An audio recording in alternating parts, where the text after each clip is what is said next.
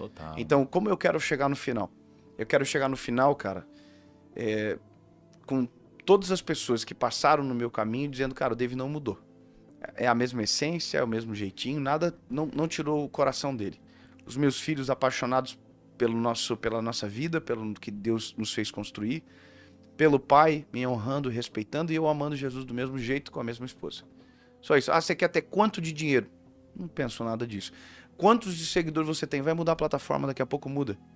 Daqui a pouco muda. Meu canal caiu, podia ter caído para sempre. E aí, eu trabalhei 4 anos da minha vida, chegou a quase 8 milhões de inscritos e pode cair para sempre. Mas tem coisas que, se aquilo tiver no meu centro de prioridades, eu posso frustrar com todo o resto, entende? Então esse eu acho que é a questão de tudo, assim, de você ter um coração alinhado com aquilo que é as expectativas de Deus, não aquilo que as pessoas criam em você, e aí a sua vida vai se tornando mais saudável, as suas decisões se tornam mais sábias, não a ponto de chegar no final da vida e estar extremamente frustrado, mas feliz e satisfeito com aquilo que você viveu. Assim como o apóstolo Paulo termina: combati um bom combate, guardei a minha fé, acabei a minha carreira. Esse é o final do apóstolo Paulo, é bem diferente do de Salomão. Combati um bom combate, guardei a minha fé. Ele não perdeu a fé na caminhada, ele guardou. Salomão perdeu, né, cara? Salomão perdeu. Você Salomão entende? perdeu. Então, essa é a graça da Bíblia. A Bíblia não é uma história de vencedores. A Bíblia é uma história de fracassos e vitórias, para nos ensinar justamente a não reproduzir aquilo que fez alguém fracassar.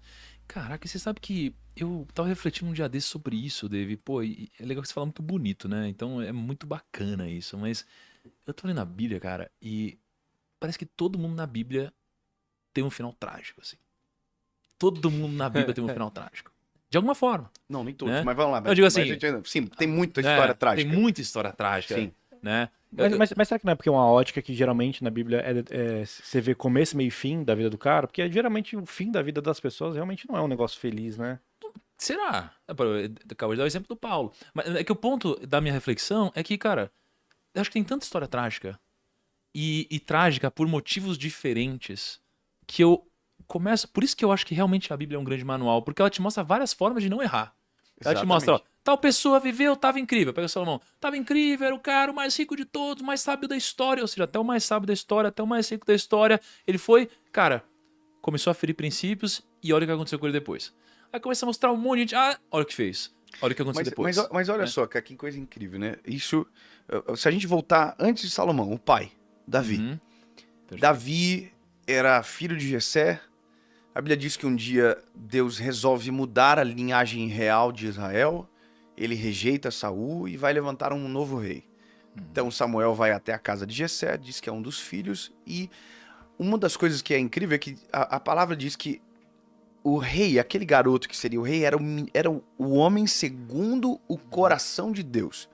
Nunca isso havia acontecido. Poxa, qual é a característica mais poderosa que alguém pode ter? Poxa, o homem segundo o coração de Deus. Aí Davi demora ali o processo de 30 anos até assumir o reinado e tal. Assume o reinado e a Bíblia diz que tem uma história dele com Batseba.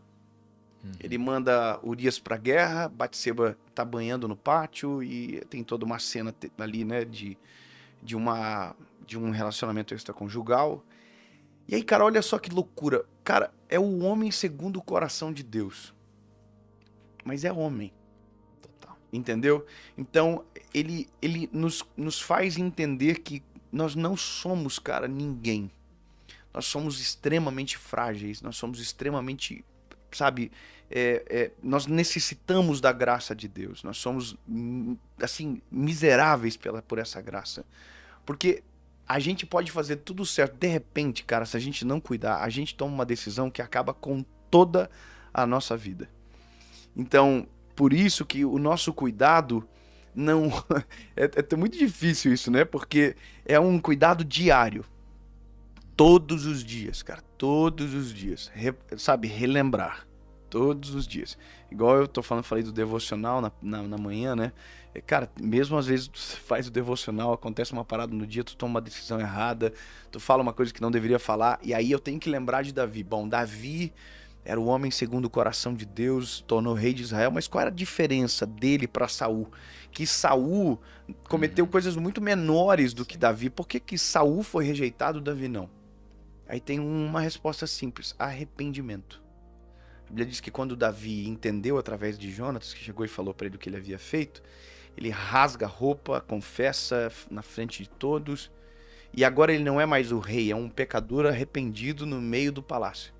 Entendeu? Então a gente não pode perder essa essência de saber que não importa quão grande é a nossa obra, quão grande a gente chega, a gente ainda é o mesmo garotinho que, se não fosse a graça de Deus, a gente não teria chegado a lugar nenhum. Então é arrependimento, a gente precisa ter isso dentro de nós, porque a gente nunca vai ser o bom o suficiente, inteligente o suficiente para pensar que podemos caminhar sem Jesus, sabe? Que a gente consegue. Muito massa.